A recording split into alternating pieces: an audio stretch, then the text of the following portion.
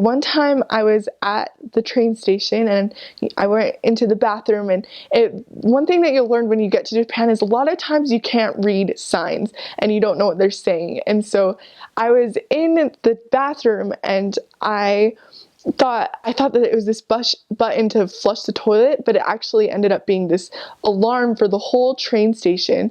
And so I pressed it, and next thing I know, there's like lights flashing, there's this, everything's buzzing, and I'm like, oh no, like what did I do? And so I'm trying to like press it and stop it, but it didn't happen. And so I couldn't even find the button to flush the toilet, and I just ran out of the bathroom. And my companion, she was Japanese, and she's like, what did you do? And I was like, the button. And so we just ran out of the train station because we were so scared. And so we kept walking for probably like 15 minutes, and I could still hear the alarm going at the train station because it was so loud. So yeah, be careful about the signs. This was a story that a lot of missionaries from my mission like telling, the ones who heard it.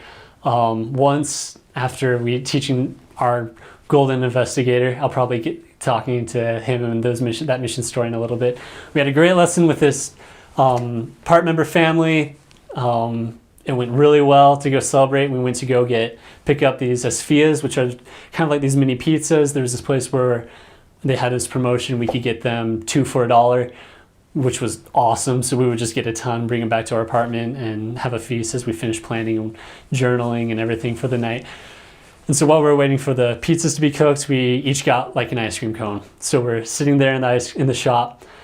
I'm eating my ice cream. This homeless woman comes in and she's asking for money. And we tell her that we're missionaries, we don't carry money with us, we can't help her. And she goes, oh, but I see you guys are Mormons. And she leans across to look at my name tag. I'm like, we are, but I'm sorry, we can't help you. And she was like, yeah, but I want your ice cream. And so she grabs my hands and starts eating my ice cream while I'm holding on to it. And I just go into shock. I can't believe that this woman's doing this. Like my face, just like my jaw drops. And I just kind of let go. I'm like, there, take it, it's yours. And this woman continues to go further into the restaurant, takes French fries and food and stuff off of people's plates. And I'm just shocked. And I'm looking around, and my companion just starts dying of laughter. He thought it was just the funniest thing in the world because, his interpretation of it, he saw my face just go, and then just get really angry as I just kind of like closed off, and he was just laughing. He's like, Elder, I'll buy you another ice cream cone if you want. I'm like, I don't want any more. I'm fine. Like, I lost my appetite. It was just kind of a funny in the moment thing that happened. This was probably one of the most embarrassing moments of my mission and maybe my life. We got to the bus stop and we got on the bus, and it was rather than being a double-decker where it's stacked, it was 2 buses combined together with kind of like a accordion thing in the middle. So they were joined. And the bus, it was like rush hour, so the bus was really packed. And we got on, showed them our passes, then went all the way to the back. We were sort of actually in the middle of where it's joins, just standing because there was no room. And I saw a seat in the back, but there was only one.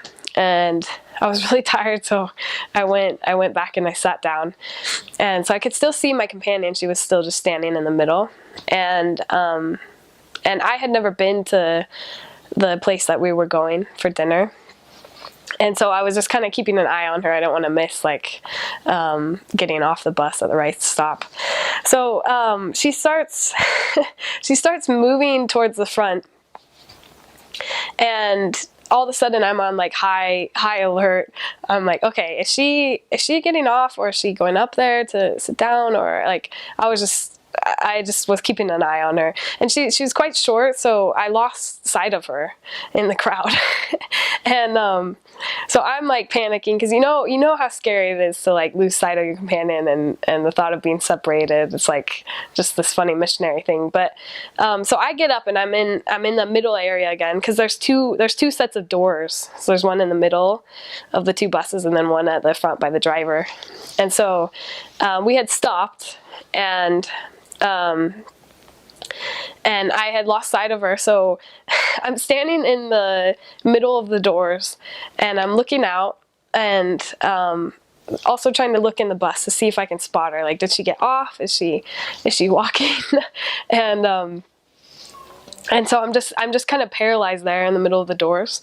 And at that point, the bus driver, like, the stop had been done, and he was gonna go.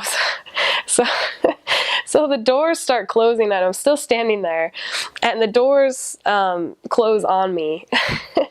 And there's these people that are standing in that middle area, and everybody in the back of the bus is just staring at me. And so they're just staring at me. And meanwhile, I seriously am stuck in the doors, just right in the middle. So I either have to get back on or get off. So I just end up sliding out and get on the pavement. And the bus starts taking away, and I go up towards the front of the bus, and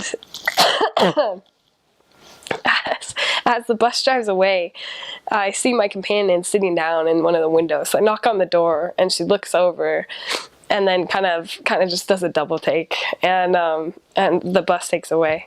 And so she ends up getting off at the next bus stop, and we meet up. But it was it was like the worst experience, like, so stressful. It was our first week together, and I'm sure those people that saw it still laugh about it. So as you might know, temperature is one of the worst things in Alaska. The coldest temperature I saw was minus 55 degrees, including wind chill, while I was in the Yukon Territory of Canada. And so you can imagine, minus 55, minus 40 and below is miserable to tract in. But when you have nothing else to do, you have to tract. So we'd pull on our face masks, our eyelids would freeze shut, and we couldn't see anything, and all we were trying to do was get in a door. We were desperate, or else we were going to die, so we thought. So there's one time, me and my companion were in this situation, freezing. Nobody is letting us in. And we walk up to this house. And really common in Alaska is a duplex style, where you have two houses, and they have the same entryway. And so you walk in that first door, it's like a mud room, and then you knock on both doors. And my companion and I stand outside, and we're looking at this house, and it's an abnormally big house. And so we're like, okay, this has to be a duplex. This has to be. But we're desperate. So we look, and I was like, I don't think so. And my companion convinced me this was a duplex. So we go, we look at the first door, we're like, definitely a duplex. We walk in, and it's split level. Stairs go down, stairs go up. We're like, absolutely a duplex. And we walk down the stairs, and we're just like kind of getting warm and excited, like knocking off snow and mud off of our shoes. And we start knocking on this door, and I look at the handle, and there's no lock. And I turn around, and I look around, and we're literally in somebody's house knocking on their broom closet, just like their closet. And I was like, Elder Johnson, we're in somebody's house right now. And we're like, okay, sneak out. And we go to sneak out, and this man and his wife peer over from the top level and say, excuse me? And we just freak out. We're like, oh, I'm so sorry. And we tried to share our message, and they didn't take it. But it was one of the funniest experiences, because we thought we were knocking on a door, when in fact we were knocking on a closet. Needless to say, they didn't let us back. They didn't even let us further in their house because we were already in. And thankfully they didn't charge us with a B&E. But that was a strange experience.